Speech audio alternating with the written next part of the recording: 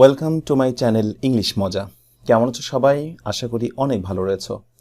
আজকে তোমাদের জন্য হাজির হয়েছি রাইট ফর্ম অফ ভার্বস নামক একটি আইটেম নিয়ে।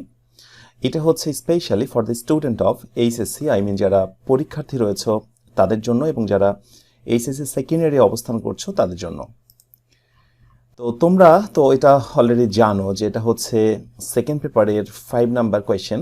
এটার গ্যাপ থাকবে 10টা এবং মার্কস থাকবে 5টি মার্কস থাকবে।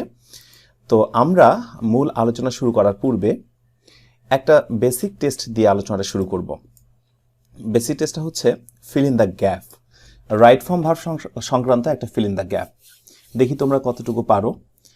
এমসিকিউ আকারে আমি দিয়েছি right form of verbs fill in the gap, very important item. তো এই ফিল ইন দ্য গ্যাপে তুমি কি বসাবে?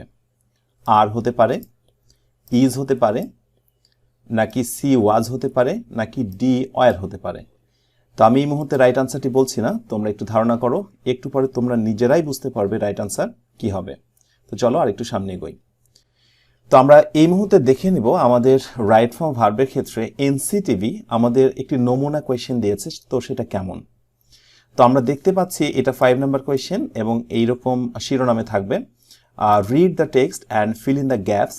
নিচের টেক্সটটি পড়ো এবং ফিল ইন দ্য গ্যাপটি পূরণ করো with correct form of verbs, সঠিক ভার্বের ফর্মগুলো দিয়ে, অ্যাজ পার সাবজেক্ট অর্থাৎ সাবজেক্ট অনুযায়ী, অ্যান্ড এবং আরেকটি বিষয় সেটা হচ্ছে কনটেক্সট, প্যাসেজের অর্থ অনুযায়ী আমাকে কিন্তু রাইট ফর্ম অফ ভার্ব বা ভার্বের সঠিক ফর্মগুলো বসাতে হবে।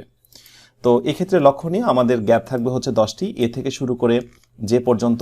তো তোমাদেরকে আমি সাজেস্ট করব পরীক্ষার খাতায় অবশ্যই তোমরা টানা এ বি সি এভাবে যে পর্যন্ত নাম্বারগুলো সিরিয়ালি লিখে নেবে এবং যেটা তুমি পারবে সেটা আনসার করবে। তবে কখনোই ডিসঅর্ডার অফ সিরিয়াল, সিরিয়ালটাকে তোমরা ওলট পালট করবে না। এরপরে বি না লিখে তুমি সি লিখে ফেললে, তারপরে বি লিখলে, এমনটি কখনোই করবে না।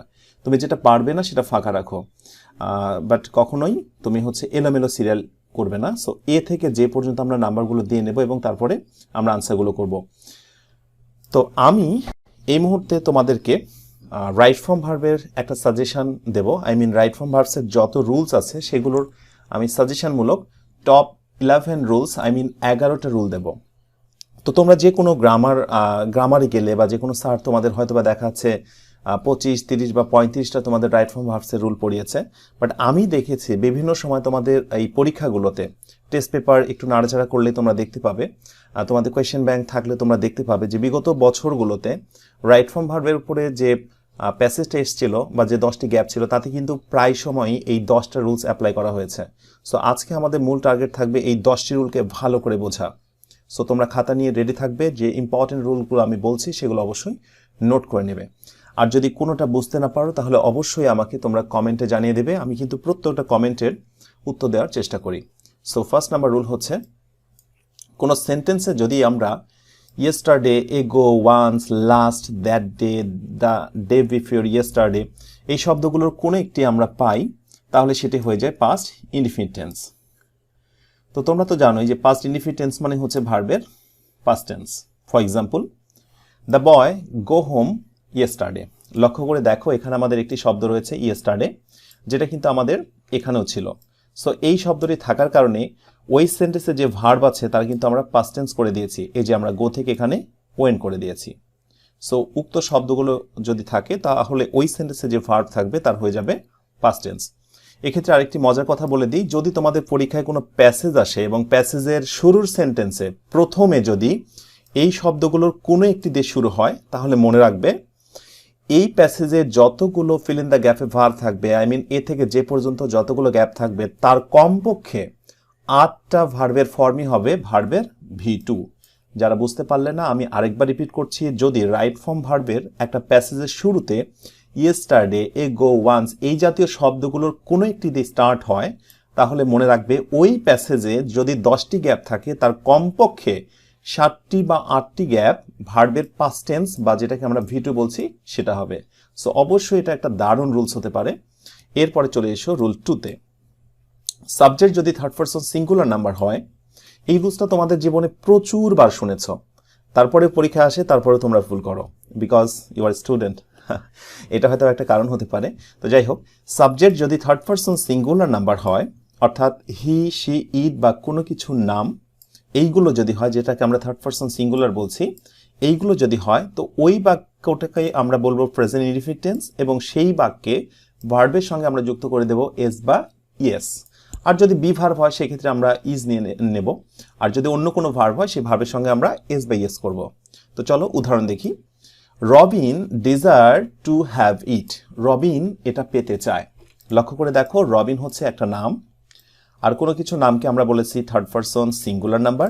সুতরাং কোনো কিছু নাম যখনই থাকবে তখনই আমরা ভার্বের সঙ্গে কি করে দেব, এস বা ইয়েস করে দেব। সো রবিন ডিজায়ার্স না হয়ে, ডিজায়ার না হয়ে এখানে কি হয়ে যাচ্ছে, রবিন ডিজায়ার্স। এই যে আমরা ভার্বের সঙ্গে একটা এস দিয়ে দিয়েছি। আই হোপ বুঝতে পেরেছ। আচ্ছা, এরপরে দেখবো হচ্ছে 3 নাম্বার রুলস। 3 নাম্বার রুলটা হচ্ছে কোনো সেন্টেন্স যদি প্যাসিভ ভয়েস হয়, সো প্যাসিভ ভয়েস এটা খুবই গুরুত্বপূর্ণ একটা ফ্যাক্ট, আমরা অনেকেই বুঝতে পারি না। প্যাসিভ ভয়েসকে আমি একটু ক্লিয়ার করে দিচ্ছি। যদি কোনো সেন্টেন্সের বাংলা অর্থ হয় অন্যের দ্বারা সম্পাদিত, অন্যের দ্বারা সেটা কার্যক্রমটি সম্পন্ন হবে, অন্যের দ্বারা ঘটনাটি ঘটবে, এই ধরনের ঘটনাকে কিন্তু আমরা প্যাসিভ ভয়েস বলে থাকি। বাংলা ক্ষেত্রে বুঝতে পারবো ঘটনাটি অন্যের দ্বারা ঘটবে। আর উপমা হিসেবে আরো কিছু আমরা লক্ষণ দেখতে পাবো, সেখানে সাবজেক্ট হিসেবে অবস্থান গ্রহণ করবে কোনো বিষয় বা বস্তু। আমি আরেকবার রিপিট করছি, যদি 3 নাম্বার রুলটা তুমি বুঝতে চাও তাহলে তোমাকে অবশ্যই প্যাসিভ ভয়েস জিনিসটা বুঝতে হবে। প্যাসিভ ভয়েস হচ্ছে যেখানে সাবজেক্ট হবে বিষয় বা বস্তু, এই যে আমরা বিষয় বা বস্তুকে সাবজেক্ট করেছি, এবং ঘটনাটি ঘটবে অন্যের দ্বারা। যেমন ধরো এইরকম সেন্টেন্সটাই হচ্ছে প্যাসিভ ভয়েস যদি হয়, তাহলে টেন্স এবং পার্সন অনুযায়ী আমরা ভার্ব বসাবো এবং ভার্বের কি করে দেব, আমরা পাস্ট পার্টিসিপল করব। ঠিক আছে, তো এক্ষেত্রে আমরা দেখি English speak all over the world. তো ইংলিশ সারা বিশ্বে বলে। তুমি বলো তো, ইংলিশ সারা বিশ্বে বলে নাকি ইংলিশটাকে বলা হয়? আমার মনে হয় ইংলিশটাকে সারা বিশ্বে বলা হয় মানুষের দ্বারা। তো এই যে দ্বারা, অন্যের দ্বারা একটা কাজ ঘটছে, এটার নামে কিন্তু প্যাসিভ ভয়েস। আর যখন এরকম কোনো প্যাসিভ ভয়েসের মতো অর্থ হবে তখনই মনে রাখবে সাবজেক্টের পরে আমরা টেন্স অনুযায়ী আমরা একটা বি ভার্ব নিয়ে নেব। সেটা প্রেজেন্ট টেন্সের হলে আমরা ইজ দেব, পাস্ট টেন্সের হলে আমরা ওয়াজ দেব, এবং সেটা যে কোনো ভার্বে হতে পারে। এরপরে মূল ভার্বের আমরা যেটা করব পাস্ট পার্টিসিপল করে দেব। সো রাইট আনসার দাঁড়াচ্ছে English is spoken all over the world. ইংলিশটাকে সারা বিশ্বে বলা হয় অন্যের দ্বারা। এই দ্বারা অর্থেই আমরা কিন্তু মূলত এখানে একটি বি ভার্ব নিয়ে এসেছি এবং মূল ভার্বে কি করেছি, পাস্ট পার্টিসিপল করেছি। এই যে আমরা একটা বি ভার্ব নিলাম এবং মূল ভার্বে পাস্ট পার্টিসিপল করে দিলাম, এটার নামে কিন্তু হচ্ছে প্যাসিভ ভয়েস। তো অনেকেই বলে থাকে যে প্যাসিভ ভয়েস চেনার মূল বৈশিষ্ট্য বা লক্ষণ কি? তো অনেকেই বলে থাকে যে একটা বি ভার্ব থাকবে এবং তারপরে থাকবে মূল ভার্বের পাস্ট পার্টিসিপল। হ্যাঁ, অবশ্যই এটাও হচ্ছে প্যাসিভ ভয়েস চেনার একটি অন্যতম লক্ষণ। এরপরে 4 নাম্বার, সেন্টেন্সটি যদি প্যাসিভ ভয়েস হয়, হ্যাঁ যে কথাগুলো এতক্ষণ বললাম, এবং সেই বাক্যে অর্থাৎ প্যাসিভ ভয়েসের এই বাক্যে যদি আমরা এই মডেল ভার্বগুলো দেখতে পাই, ক্যান, কুড, শ্যাল, শুড, যেগুলো দেখতে পাচ্ছ তোমরা, এগুলো যদি কোনো একটা মডেল ভার্ব তোমরা দেখতে পাও, তবে লক্ষ্য রাখতে হবে ওর পরে একটা বি ভার্ব নিয়ে আসতে হবে, এবং এরপরে তুমি যে ভার্বটি নেবে তার অবশ্যই করে দেবে পাস্ট পার্টিসিপল। আচ্ছা, সো উদাহরণটি দেখি আমরা। The work can do immediately. কাজটি খুব দ্রুত শেষ হতে পারে। খেয়াল করে দেখো, কাজটি কিন্তু শেষ হতে পারে মানে অন্যের দ্বারা শেষ হবে। সো যখনই দ্বারা বোঝাচ্ছে কাজটি অন্যের দ্বারা এবং বিষয়বস্তু সাবজেক্ট হয়েছে, তখনই তাকে আমরা বলছি প্যাসিভ ভয়েস। আর প্যাসিভ ভয়েসে মডেল ভার্ব কখনো একা একা বসবে না, ওর সঙ্গে একটা বি ভার্ব নিতে হবে, যেটা আমরা রুলে বলেছি একটা বি ভার্ব নিতে হবে এবং মূল ভার্বের পাস্ট পার্টিসিপল করে দিতে হবে। সেই অনুযায়ী কিন্তু আমি ক্যান বি আর ডু থেকে আমি ডান করে দিয়েছি। ওকে, নাম্বার 5, কোনো সেন্টেন্সে যদি এই বৈশিষ্ট্যগুলো দেখতে পাও, just, just now, already, recently, lately, আরও অনেকগুলো আছে কিন্তু মোস্ট ইম্পর্টেন্টগুলো আমি তোমাদের দিয়েছি, এই বৈশিষ্ট্য কয়েকটি যদি থাকে তাহলে সেটি প্রেজেন্ট পারফেক্ট টেন্সে রূপান্তরিত হবে। সো প্রেজেন্ট পারফেক্ট টেন্সের বৈশিষ্ট্যটা কি দেখো, এক্সাম্পলের মাধ্যমে আমরা ক্লিয়ার করব। Ritu take her dinner just now. দেখো জাস্ট নাও রয়েছে, সো আমরা জানি জাস্ট নাও হচ্ছে প্রেজেন্ট পারফেক্টের বৈশিষ্ট্য। আর আমরা তো জানি যে প্রেজেন্ট পারফেক্ট টেন্সে আমাকে নিয়ে আসতে হবে হ্যাভ বা হ্যাজ, আর মূল ভার্বে কি করে দেবো, আমরা একটা পাস্ট পার্টিসিপল করে দেব। তো Ritu has taken her dinner just now. আচ্ছা, এরপর 6 নাম্বার রুল এবং 7 নাম্বার রুল, এটা খুবই ইম্পর্টেন্ট, তোমরা খুব ভালোভাবে এই দুটো রুলস নোট করে রাখবে। 6 নাম্বার রুলটা হচ্ছে যে সকল প্রিপোজিশনের পর ভার্বের সঙ্গে আইএনজি হয়। তো আমরা কিন্তু মোটামুটি সবাই প্রিপোজিশনগুলো চিনি, ইট, ইন, অ্যাট, উইথ, ফর, এই সবগুলো যে প্রিপোজিশন এটা আমরা সবাই মোটামুটি চিনি। তো এই প্রিপোজিশনগুলোর পর ভার্বের সঙ্গে কি হয়ে যাবে? আইএনজি হবে। তবে একটা প্রিপোজিশন আছে, সেটা হচ্ছে টু। এই টু এর পরে কিন্তু ভার্বের হবে প্রেজেন্ট ফর্ম। তাহলে এখানে কিন্তু প্রিপোজিশনের রুল হলো দুটা। একটা হচ্ছে প্রিপোজিশনের পরে ভার্বের সঙ্গে আইএনজি, সকল প্রিপোজিশনের পরে ভার্বের সঙ্গে আইএনজি, শুধুমাত্র প্রিপোজিশন টু এর পরে ভার্বের হবে প্রেজেন্ট ফর্ম। আচ্ছা, সো উদাহরণটা দেখি আমরা। He expressed his grief by sigh. তুমি লক্ষ্য করে দেখো, বাই একটি প্রিপোজিশন, সো এরপরে যে ভার্বটি রয়েছে আমরা কিন্তু এই যে বাই প্রিপোজিশন ভার্বের সঙ্গে কি করে দিয়েছি? আইএনজি করে দিয়েছি। ওকে, এরপরে বাকি যেটুকু আছে এটা থাকলো, এটা বোঝানোর কিছু নেই। এরপরের এক্সাম্পলটা দেখো, she went to new market to bought a dress. সে নিউ মার্কেটে গিয়েছিল একটি ড্রেস কেনার জন্য। লক্ষ্য করে দেখো, এখানে কিন্তু টু রয়েছে, এখানে হ্যাঁ সেই টু। আর টু এর ডিমান্ডটা কি? টু এর ডিমান্ডটা হচ্ছে টু এর পরে ভার্বের হবে প্রেজেন্ট ফর্ম। সেই জন্য বট এটা পাস্ট টেন্স ছিল, এটাকে কিন্তু আমি প্রেজেন্ট টেন্সে টু বাই করে দিয়েছি। ওকে, নাম্বার 7 নাম্বারটা হচ্ছে প্রিপোজিশন সংক্রান্তই। সেটা কেমন? যদি কখনো টু এর আগে কোনো ফ্রেজ যুক্ত হয়, এই যে লক্ষ্য করে দেখো, with a view to, look forward to, got use to, prefer to, addicted to, devoted to, প্রত্যেকটার ক্ষেত্রে দেখো তোমার টু রয়েছে এবং টু এর আগে কিন্তু একটা ফ্রেজ রয়েছে অথবা ওয়ার্ড রয়েছে। তো যদি কখনো টু এর আগে কখনো ফ্রেজ যুক্ত হয় বা এই জাতীয় সিঙ্গেল কোনো ওয়ার্ড যুক্ত হয়, যেটাকে আমরা অ্যাপ্রোপ্রিয়েট প্রিপোজিশনের ক্ষেত্রে এই ওয়ার্ডগুলো দেখতে পাই, যদি এর কোনো একটি থাকে তবে কিন্তু ভার্বের সঙ্গে হয়ে যাবে আইএনজি। টু হওয়ার সত্ত্বেও ভার্বের সঙ্গে হয়ে যাবে আইএনজি। সো উদাহরণটি দেখি, rhythm went to public library with a view two. লক্ষ্য করে দেখো আমাদের কি রয়েছে? উইথ আ ভিউ টু, এই যে with a view two. So এরপরে আমরা ভার্বের সঙ্গে কি করে দেব? আইএনজি করে দেব। এই জন্য কিন্তু আমরা পরবর্তীতে with a view to reading করে দিয়েছি। So rhythm went to public library, rhythm public লাইব্রেরিতে গিয়েছিল উইথ আ ভিউ টু, একটি উদ্দেশ্য নিয়ে, এবং কি সেটা? Reading the daily news paper, পত্রিকা পড়ার জন্য। সো তাহলে এখানে প্রিপোজিশনের রুল দাঁড়ালো হচ্ছে তিনটি। নাম্বার 1, সকল প্রিপোজিশনের পরে ভার্বের সঙ্গে আইএনজি। নাম্বার 2, শুধুমাত্র প্রিপোজিশন টু এর পরে ভার্বের প্রেজেন্ট ফর্ম। অ্যান্ড নাম্বার 3 হচ্ছে যদি with a view to, look forward to, got use to, prefer two, এই শব্দগুলোর পরে যদি ভার্ব আসে ভার্বের সঙ্গে হয়ে যাবে আইএনজি। আই হোপ তোমরা বুঝতে পেরেছ। এরপর নাম্বার 8, যদি কোনো সেন্টেন্সে সিন্স বা ফর থাকে এবং তারপরে যদি সময় উল্লেখ থাকে, তাহলে সেটি প্রেজেন্ট পারফেক্ট কন্টিনিউয়াস টেন্সে রূপান্তরিত হবে। খুব ইম্পর্টেন্ট রুল। ফর এক্সাম্পল, উদাহরণ দিয়ে আমরা ব্যাপারটা ক্লিয়ার করি। ইট রেইন ফর 2 আওয়ার্স। এটা 2 ঘন্টা থেকে বৃষ্টি হচ্ছে বা 2 ঘন্টা ধরে বৃষ্টি হচ্ছে। তো এখন আমাকে বলো, এই সেন্টেন্সটায় তুমি কি রেইন রাখবে নাকি অন্য কিছু? এই সেন্টেন্সে লক্ষ্য করে দেখো, ফর আছে না? ইয়েস, ফর আছে। সো ফর থাকলে সেটা কোন টেন্স হয়? প্রেজেন্ট পারফেক্ট কন্টিনিউয়াস টেন্স হয়। সেই জন্য কিন্তু আমরা প্রেজেন্ট পারফেক্ট কন্টিনিউয়াস টেন্সের হ্যাজ বিন নিয়ে এসেছি এবং রেইনের সঙ্গে আমরা আইএনজি করেছি। এই যে হ্যাজ বিন রেইনিং করলাম, সেটা কার জন্য? ফরের জন্য। সো অবশ্যই তুমি লক্ষ্য রাখবে রাইট ফর্ম ভার্বের ক্ষেত্রে সেন্টেন্সের শেষের দিকে সিন্স বা ফর আছে কিনা। যদি থাকে তো ভার্বের আগে আমরা অবশ্যই হ্যাজ বিন লাগাবো এবং ভার্বের সঙ্গে একটি আইএনজি দিয়ে দেবো। নাম্বার 9 নাম্বার রুলটা খুবই ইম্পর্টেন্ট রুল, একটু ক্রিটিক্যাল হতে পারে যদি বুঝতে না পারি। সো আমি ক্লিয়ার করার চেষ্টা করব, তোমরা মনোযোগ সহকারে একটু শোনো। এই রুলটা হচ্ছে মূলত দুইটা, সেটা হচ্ছে দুইটাই সিম্পল সেন্টেন্সের রুল। প্রথমটা হচ্ছে সিম্পল সেন্টেন্সের দুটি ভার্ব থাকলে শেষে ভার্বের সঙ্গে হবে আইএনজি। আর দ্বিতীয়টাতে বলা হচ্ছে সিম্পল সেন্টেন্সের দুটি ভার্ব থাকলে শেষে ভার্বের আগে হবে টু। এখন প্রশ্ন হচ্ছে কখন আমরা শেষে ভার্বের সঙ্গে আইএনজি করব আর কখন শেষের ভার্বের আগে আমরা টু বসাবো। তো এইটা বোঝার জন্য ডান পাশে দেখো, লক্ষ্য করে আমি লিখে রেখেছি, উদ্দেশ্য না বোঝালে, সেন্টেন্সের সাবজেক্টের যদি কোনো উদ্দেশ্য না হয় বা উদ্দেশ্যহীন কোনো বাক্য হয়, তবে শেষে ভার্বের সঙ্গে আমরা করে দেব আইএনজি। ওকে, বাট যদি ওই সেন্টেন্সের সাবজেক্টের কার্যটি বা ঘটনাটি ঘটানোর ক্ষেত্রে কোনো উদ্দেশ্য থাকে, তাহলে শেষে ভার্বের সঙ্গে আমরা করে দেব, শেষে ভার্বের আগে করে দেব টু। এই যে আমি ব্র্যাকেটে বলে দিয়েছি, যদি সেন্টেন্সের সাবজেক্টের একটা উদ্দেশ্য থাকে। হ্যাঁ, হয়তো বা অনেকেই বুঝতে পারোনি, আমরা উদাহরণ দিয়ে ব্যাপারটা আর একটু ক্লিয়ার করতে পারি। ফর এক্সাম্পল, ফার্স্ট উদাহরণটা হচ্ছে আই স সামওয়ান, আমি কোনো একজন মানুষকে দেখেছিলাম। কি করতে দেখেছিলাম? ড্র আ পিকচার, একটি ছবি আঁকতে। আচ্ছা, আমি যদি এখন তোমাকে প্রশ্ন করি, আমি কোনো একজন মানুষকে একটি ছবি আঁকতে দেখেছিলাম, আচ্ছা এখানে কি আমার আসলে কোনো উদ্দেশ্য আছে?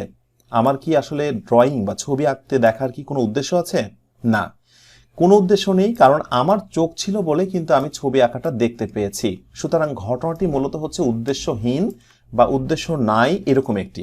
তো যদি এরকম হয়, যখন দুটি ভার্ব থাকবে তখন লক্ষ্য করে দেখো শেষের ভার্বের সঙ্গে কিন্তু আমরা কি দিয়ে দিয়েছি? আইএনজি দিয়ে দিয়েছি।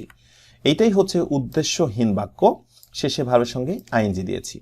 অ্যান্ড তারপরেরটি হচ্ছে I went to DMC, I mean আমি ঢাকা মেডিকেল কলেজে গিয়েছিলাম সি মাই ইল রিলেটিভ, আমার অসুস্থ আত্মীয়কে দেখতে। আচ্ছা দেখো তো, আমার কি ঢাকা মেডিকেল কলেজে যাওয়ার কোনো উদ্দেশ্য আছে কিনা? হ্যাঁ, অবশ্যই আছে। উদ্দেশ্যটা কি? দেখতে গিয়েছিলাম। সো যখনই উদ্দেশ্য বোঝাবে শেষে ভার্বের আগে আমরা একটা টু বসিয়ে দেব, এবং সেই জন্যই দেখো এই যে ওয়েন্ট একটা ভার্ব, দ্বিতীয় ভার্ব হচ্ছে সি, তাই কিন্তু আমরা সি এই দ্বিতীয় ভার্বের আগে একটা টু দিয়ে দিয়েছি। আই হোপ তোমরা বুঝতে পেরেছো যে একই সেন্টেন্সের দুটি ভার্ব থাকলে কখন আমরা করে দেব আইএনজি আর কখন করে দেব টু। এরপরে হচ্ছে 10 নম্বর রুল। 10 নম্বর রুলটা হচ্ছে ইফ যুক্ত ক্লজটি যদি প্রেজেন্ট ইনডিফিনিট টেন্স হয়, অর্থাৎ ইফের পরে যদি প্রেজেন্ট ইনডিফিনিট টেন্স হয়, তাহলে তার পরের সেন্টেন্সটি বা পরের ক্লজটি হবে ফিউচার ইনডিফিনিট টেন্স। আমরা ব্যাপারটাকে শর্টকাটে বলতে পারি if plus present indefinite plus future indefinite. Okay, so এক্সাম্পলটা দেখো, ইফ ইউ ওয়াক স্লোলি, যদি তুমি আস্তে আস্তে হাঁটো। লক্ষ্য করে দেখো এই যে ইফ, তারপরেরটি হচ্ছে প্রেজেন্ট ইনডিফিনিট। হ্যাঁ, ইউ ওয়াক এটা প্রেজেন্ট ইনডিফিনিট টেন্স। সো পরেরটি কি হওয়া উচিত? Future indefinite. তো ফিউচারের বৈশিষ্ট্য কি? অবশ্যই ইউ মিস দ্য ট্রেন না, তোমাকে ফিউচারের বৈশিষ্ট্য নিয়ে আসতে হবে you will miss the train. তাহলে লক্ষণীয় এই যে ইফ বসিয়েছি বা ইফ রয়েছে, তারপরে প্রেজেন্ট ইনডিফিনিট, হ্যাঁ প্রেজেন্ট ইনডিফিনিট, এবং তারপরেরটি হচ্ছে ফিউচার ইনডিফিনিট, এবং সেই অনুযায়ী হয়েছে you will miss the train. And last number rule, যেটা আমাদের আজকে টপ 11-এর লাস্ট রুল, সেটা হচ্ছে প্যারালালিজম বা সমান্তরাল। তো তোমরা অনেকেই জানো যে প্যারালাল মানে হচ্ছে সমান্তরাল, সমান সমান করা। তো সমান্তরালের ক্ষেত্রে ব্যাপারটা কি, যে দুই পাশে একই জাতীয় ভার্ব বা টেন্স হবে। এ জাতীয় সেন্টেন্সে কোঅর্ডিনেট কনজাংশন থাকবে, অনেকগুলো থাকতে পারে, তার মধ্যে তোমরা সবসময় বেশিরভাগ দেখতে পাবে হচ্ছে এই তিনটা, অর্থাৎ অ্যান্ড, বাট এবং অর। যদি এই কোঅর্ডিনেট কনজাংশনে কোনো একটি থাকে তাহলে সেটা হয়ে যাবে প্যারালাল স্ট্রাকচার, আই মিন দুই পাশে একই জাতীয় ভার্ব হবে। সো কেমন? I decided to take it and distribute it among all, আমি এটা নিতে সিদ্ধান্ত নিয়েছিলাম এবং সবার মধ্যে ভাগ করে দেওয়ারও মনে করেছিলাম, ভাগ করে দেবো এমনটি মনে করেছিলাম। এবার লক্ষণীয় বিষয় হচ্ছে দেখো এখানে কোঅর্ডিনেট কনজাংশন অ্যান্ড বা টরের মধ্যে কিন্তু একটা রয়েছে অ্যান্ড। সো লক্ষ্য করো, অ্যান্ডের আগে যেহেতু পাস্ট টেন্স হয়েছে, সো পরবর্তীতে অবশ্যই তোমাকে অ্যান্ডের পরে কি করতে হবে? ডিস্ট্রিবিউট থেকে ডিস্ট্রিবিউটেড করতে হবে।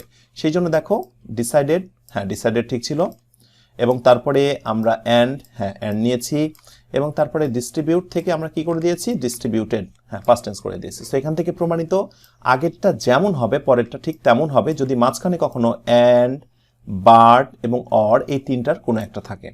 সো আই হোপ তোমরা প্যারালালের রুলটি বুঝতে পেরেছো। এই টপ 11 রুলস বোঝানোর পর এবার চলো আমরা একটা প্যাসেজ প্র্যাকটিস করে দেখি, যে পরীক্ষায় একটা প্যাসেজ আসলে সেটা কিভাবে আমরা সলভ করব।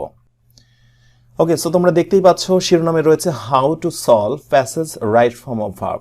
তো তোমরা যে কাজটি করবে, প্রথমত প্যাসেজের শুরু থেকে একবারে শেষ অবধি পর্যন্ত একবার পড়ে নেবে। তোমরা কখনোই শুরুর সেন্টেন্স পড়ে রাইট ফর্ম ভার্বের ভার্ব বসানো শুরু করবে না, এতে করে কিন্তু ভুল হয়ে যায়। কারণ রাইট ফর্ম ভার্ব দুটি দিক থেকে লক্ষ্য করে তোমাকে বসাতে হয়, একটা হচ্ছে রুলস আর একটা হচ্ছে প্যাসেজের অর্থ। তো সেক্ষেত্রে আমি বলবো অবশ্যই পুরো প্যাসেজটা ঠান্ডা মাথায় একবার পড়ে নেবে, তারপরে সিরিয়ালি নাম্বারগুলো দেবে। যদি আমি এখানে রাইট আনসার করে দিয়েছি, রাইট আনসারটা কেন হলো সেটা আমি এখন বোঝাবো তোমাদের। ওকে, সো আমার যেহেতু প্যাসেজটা পড়া আছে, সো আমি পুরোটা পড়ছি না। প্যারেন্টস এটা যেহেতু প্লুরাল, সো বিভার্ব আমরা কি নিচ্ছি? আর নিচ্ছি। আই হোপ এটা বুঝতে পেরেছো, ব্যাপারটা খুবই সহজ।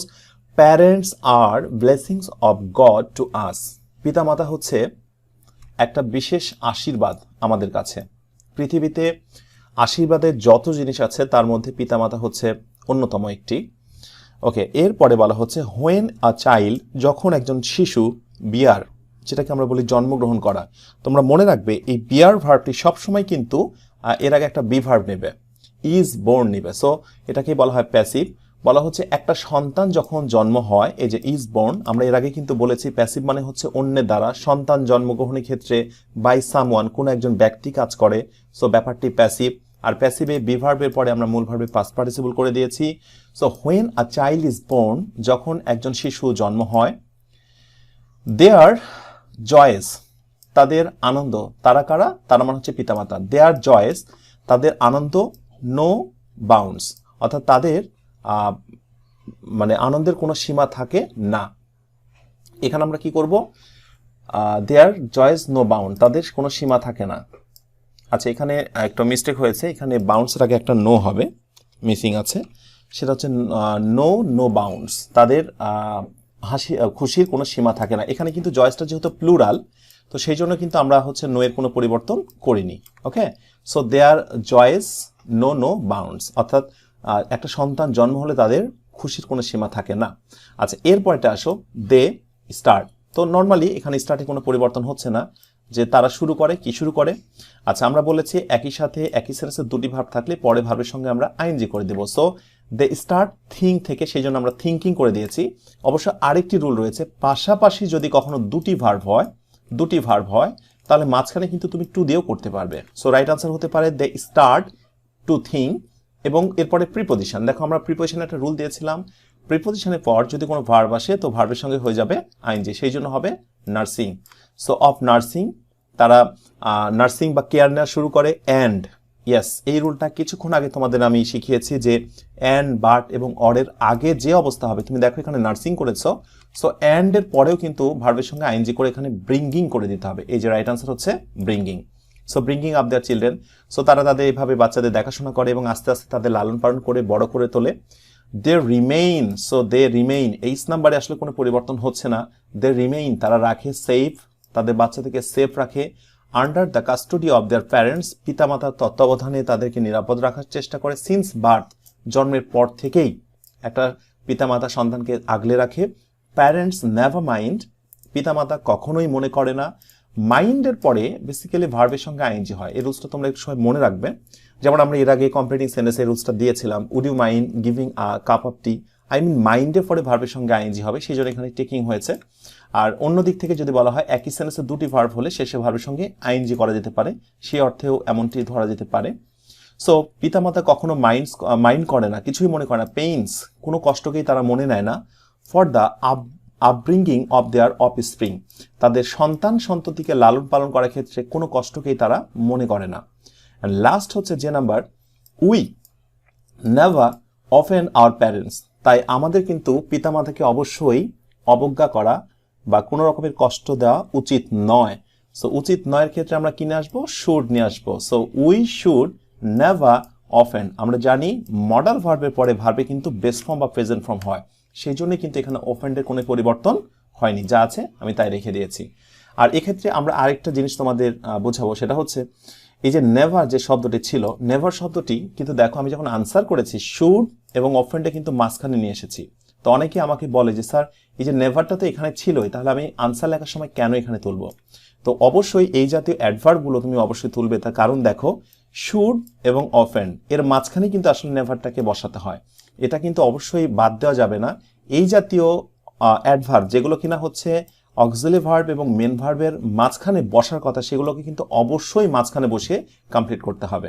ওকে, সো তোমরা এই স্টাইলে তোমরা এইভাবে পুরোটা পড়ে রুল বুঝে সলভ করার চেষ্টা করবে, আর এই টপ 11 রুলস একটু ভালো করে দেখে যাবে। আই হোপ তোমরা হয়তো বা রুলসগুলো কমন পেয়ে যাচ্ছ, আর বেশি কনফিডেন্সের জন্য বিগত বছরগুলো কোয়েশ্চেন একটু প্র্যাকটিস করবে, এটা তোমাদেরকে অনেক বেশি ভালো মার্কস পেতে সাহায্য করবে। So thank you. একটু ভিডিওটি বড় হয়ে গেল, তো বড় যদি হয়েও থাকে তা তোমাদের জন্যই। তো তোমরা সবাই ভালো থেকো। আমার ভিডিওটি যদি ভালো লেগে থাকে লাইক, কমেন্ট এবং বন্ধুদের সঙ্গে শেয়ার করবে, আর আমার নিয়মিত ভিডিওর আপডেটগুলো পাওয়ার জন্য অবশ্যই সাবস্ক্রাইব করে রাখবে। So thank you very much.